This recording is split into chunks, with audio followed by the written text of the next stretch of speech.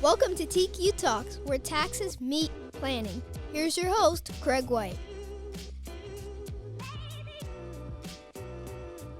Welcome back to another episode of TQ Talks. I'm your host, Craig White, and we are rolling right along, and I don't want to take too long on intros.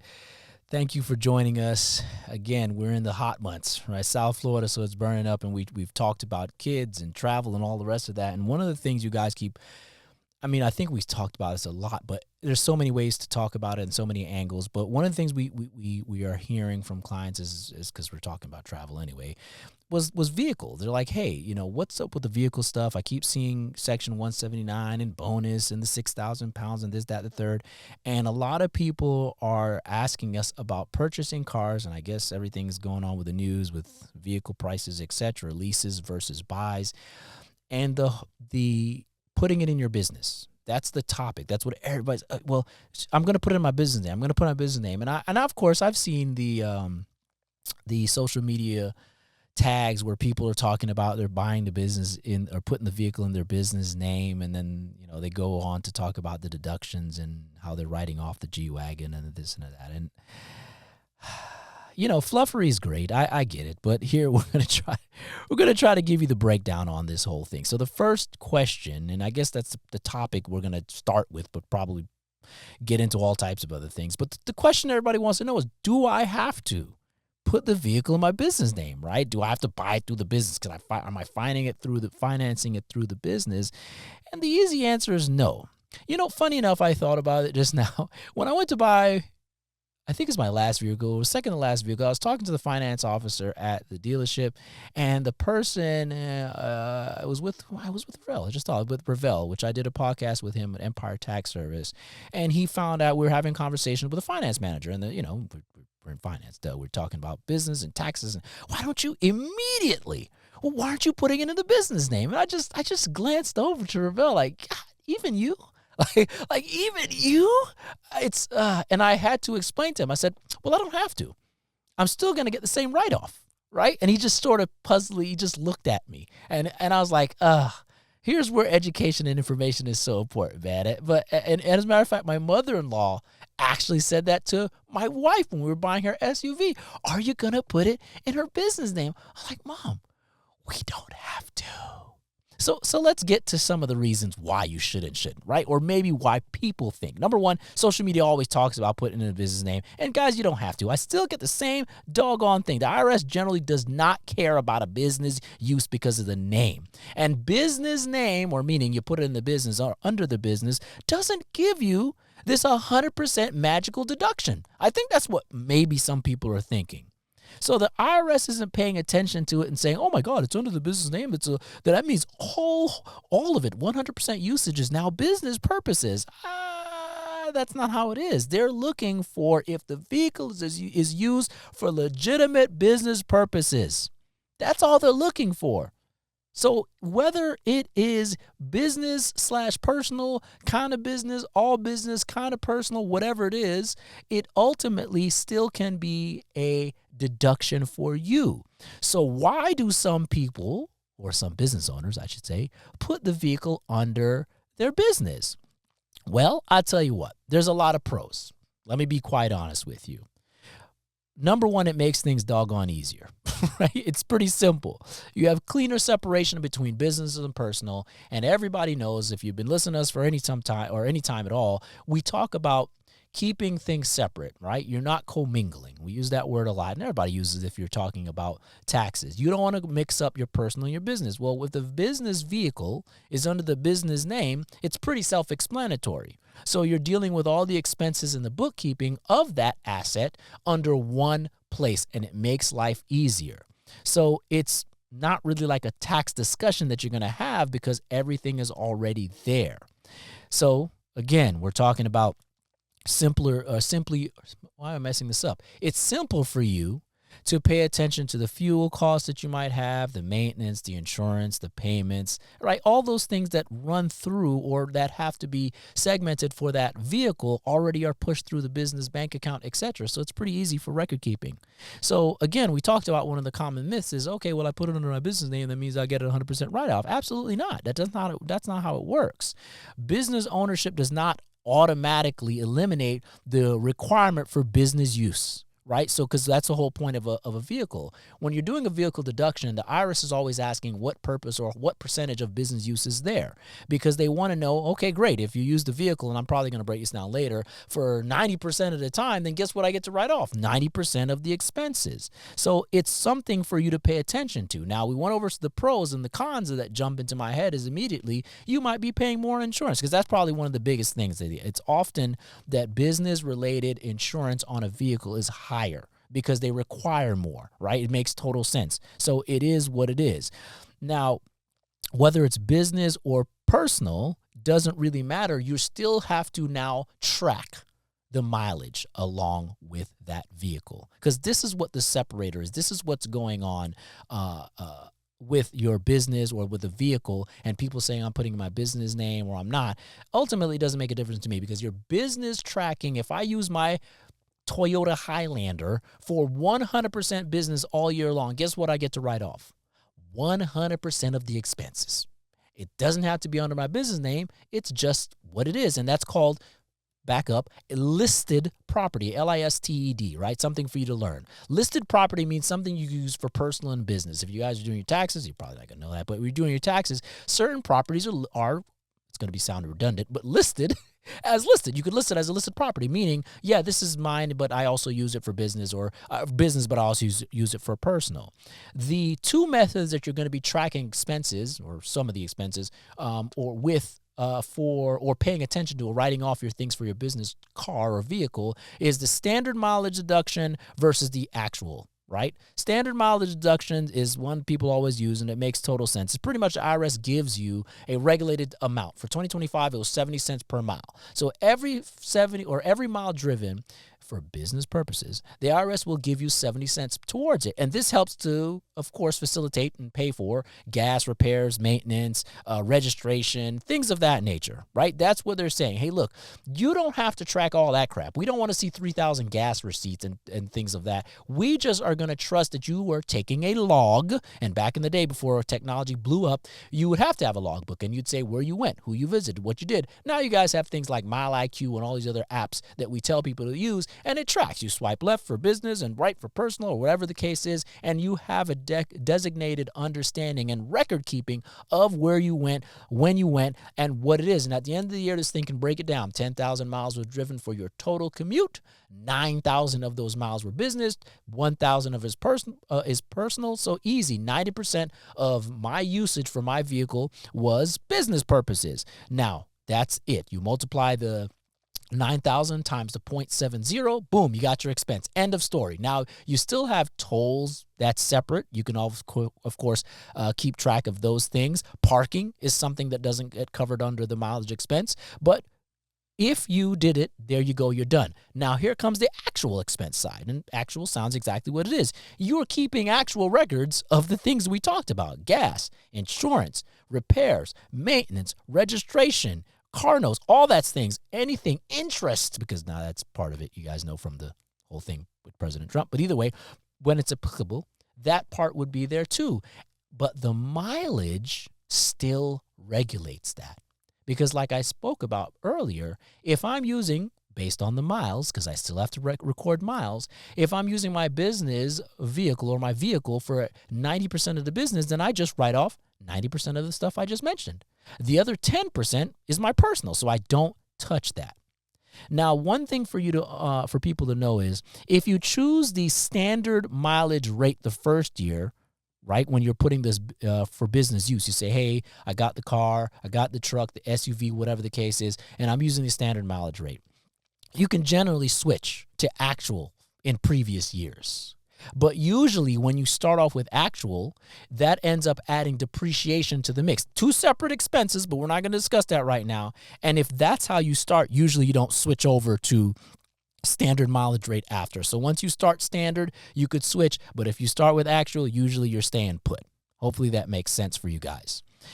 Again, the mileage log matters, and that's probably one of the most important things you guys could pay attention to, because they need to see dates, destinations, the miles driven, the business purpose, all that stuff is there. So gas receipts are really nice, right? Because there's like, oh, the gas receipt, but it doesn't really give you enough information as to where you went and why you went to that place. And if we really want to be detailed when it comes to mileage, the IRS really wants the odometer reading from January 1st and then the odometer reading for the December 31st, because they want to make sure they pay attention to all those things. But again, mileage logs would do those, and that would make things, especially apps, would make that very easy for most people. So the 6,000 pound thing I mentioned earlier, because the G-Wagon always comes up as the vehicle of choice, or maybe a Tesla, I don't know, the big car trick thing that Tesla has, or Suburbans, or, those kind of things. But people always talk about it. And I think people lose the context of why that's important. Passenger vehicles and heavier ones that are, we're talking about the ones that exceed the 6,000 pound gross vehicle weight. I want to make sure GVWR or whatever it is you're looking up. That's what it has to do. The reason that's important is because those vehicles just get better. Should I say better? Favorable depreciation treatment. And I don't really want to go into depreciation treatment because we're talking about G-Wagons and Escalades and, that kind of stuff. But depreciation just means that, in simple terms, the IRS says that everything you have, whether it be a chair or a phone, this microphone, the headphones, but yes, we're talking about a car in this circumstance, has a useful life. That means how long it survives. Cars are usually 5 years. And so in a perfect world, which is not real, but we're going to do it, you bought the $100,000 vehicle, the SUV or whatever the case is, and with depreciation being an expense, it says, hey, listen, Mr. Person, we're going to give you $20,000 off of this vehicle every single year for the next 5 years, right? 20, right? 100 divided by 5 is 20. So $20K comes off of my income as an expense under depreciation. This is along with actual expenses, not with mileage deductions. You cannot depreciate with mileage deduction, right? Said it already, said it again. So that's the 6,000. What the 6,000 pound rule does is it says, hey, we're going to give you a little bit of help because we're going to mix in section 179, which is pretty much, hey, I want to elect to expense this qualifying property, this vehicle, IRS. You see this thing? I want to depreciate it. That's what 179 is pretty much saying. IRS say, all right, cool, man, not a problem. You can do it. 5 years, buddy. Switch it up. Then I say, well, hold on. There's your buddy bonus coming in. Bonus depreciation says, okay, cool. Instead of it just being that, we're going to fast track this. So we're going to give you more than the $20,000 that we'll be giving you every single year. So let's back this up. Depreciation on any vehicle 6,000 pounds over or under is still depreciation. You can still get a deduction for depreciation on the car as long as you meet qualifying requirements. End of discussion. So 6,000 pounds does not mean magically that you get depreciation and somebody else doesn't. Again, 6,000 pounds gives you more favorable deductions or bonuses because of the weight. So it's a combination of things that come into play when we're talking about this whole vehicle weight and what ends up happening for 179 and bonus depreciation. So the large portions or the large vehicles that get written off, it's not just the weight. It's the business use percentage. It's 179. It's bonus depreciation. And there's also what's called depreciation limits because there are limits to how much you can depreciate per year, which we're not really that specific because I can go into the 13,050. We're not going to do that. But that's what it is. But the bonus part adds to that. It helps it. So you have more to depreciate, accelerated faster, and that's why the 6,000 pound things comes into play and people talk about it. And not to mention, when you're talking about those big old vehicles, we got to think of price. So a lot of those things are very expensive, and if your business is doing well for X amount of time for that year, we'll use whatever year you want to use, let's call 2026, then it's a heck of a trade-off. Because again, through depreciation, this is not right, I'm just giving numbers. If my business made $100,000 and the car or vehicle was $100,000 and I got to do bonus depreciation right off the whole thing in a year, then theoretically my business made no money for that year. No money. I get to write off all of it. One foul swoop. Whoop. And it doesn't matter, by the way, when we say purchase, it doesn't mean that I paid $100,000 out of pocket. I might have put $1 down. but the IRS still allows me to write off the whole $100,000. That's very important for you to understand, right? So again, these are great things for you to know. Lease versus purchase, well, I want to touch on that before we wrap this up. You cannot depreciate leased vehicles. I can still write off the same expenses we went over before, right? If I'm using my mileage log and I get 90%, I'm still writing off all that stuff under actual expense, or I'm using the, standard mileage rate. But I cannot depreciate a leased vehicle.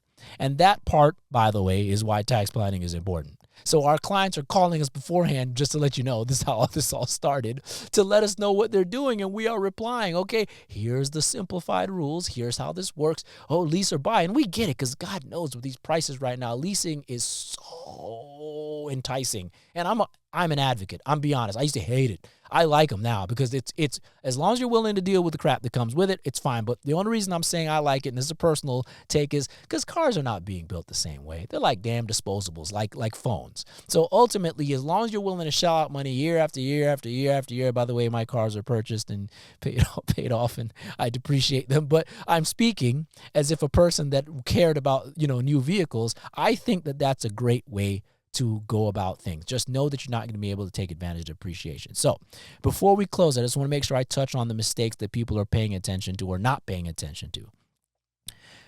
If you're buying the vehicle just because you want a deduction, that's probably not the best route to go. And we've talked to several clients about that who've had that great idea. They know they made money. They want the deduction. We're talking about it. And then after we go through everything that comes along with this purchase, because it's not just a deduction, they back out. Some go through with it because that's fine. We've already went over everything, pros and cons, in their lives and how it affects them, and it's fine. Some of them say, oh, boy, I didn't think about that. Let me back off of this one. The other thing is no mileage log. Guys, you have to have it. If you're not recording the miles that you're driving and how it works and where you're going and what the purpose is, that's going to be a problem, all right? Number 3, assuming that business ownership means full deduction. It does not. You still have to record keep. Number 4, people ignore their personal use. And they just sit there and say, oh, yeah, the whole thing, the whole day, all day. Listen, all year long, I use this for business. Come on, guys. Unless you own a tow truck or a cheese wagon, right, which y'all cheese bus, a school bus, right, something like that, AC repair vehicle, right, then probably not. Probably not. And let me be honest with you. 100% deduction on a regular vehicle through the IRS. You guys all talk about red flags. Come on, let's be honest.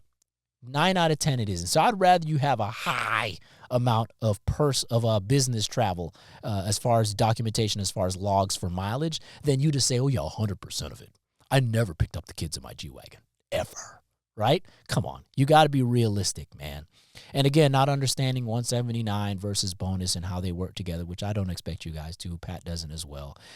But you need to have a better understanding of at least what those things do and how they help each other. So again, in closing, for all this stuff, bottom line is, guys, yeah, you can buy the vehicle in any name, in your name, in the business name. Ultimately, we're still able to get you the same exact deduction that you would have gotten regardless, and it could probably save you money by not putting in the business name. If, however, you have a commercial fleet of vehicles because you own X kind of company and this is the stuff you have, of course, put in the business name, write it all off, 100%, no big deal.